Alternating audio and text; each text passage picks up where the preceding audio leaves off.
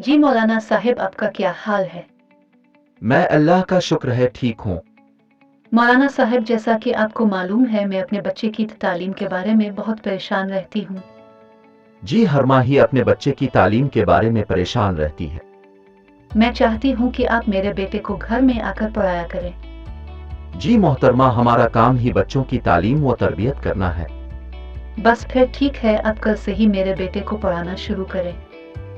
जी जरूर। मौलाना साहिब, अब ये बताएं, आप कितनी फीस लेते हैं? हमने कोई फीस मुकर्रर नहीं की होती, जिसकी जितनी इस्तेतात हो हम ले लेते हैं। फिर अगर मैं आपको 10,000 रुपए माहाना अदा करूं तो क्या ये काफी होगा?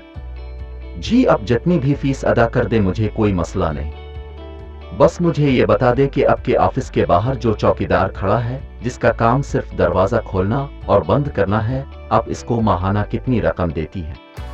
जी, इसको मेरी कंपनी की तरफ से 22,000 रुपए माहाना मिलते हैं। तो फिर मेरा मशवरा है कि अपने बेटे को दीन पढ़ाने की बजाय कहीं चौकीदार लगवा दें। कम अज कम इसको ज्यादा तनख्वाह तो मिलेगी। सोच लें अब दीन को कितनी अहमियत देती। ओ अल्लाह, ये बात तो मैंने सोची ही नहीं थी।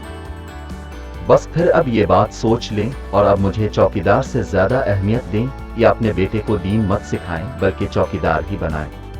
मैं आपसे मुआफ़ी मांगती हूँ। मैं आपको अपनी इस्तेताअत के मुताबिक फीस दूंगी। मैं अपने बेटे के मैथ टीचर को 40,000 रुपए माहाना अदा कर रही हूँ। अब आपको मैं उनसे ज्यादा फीस दूंगी।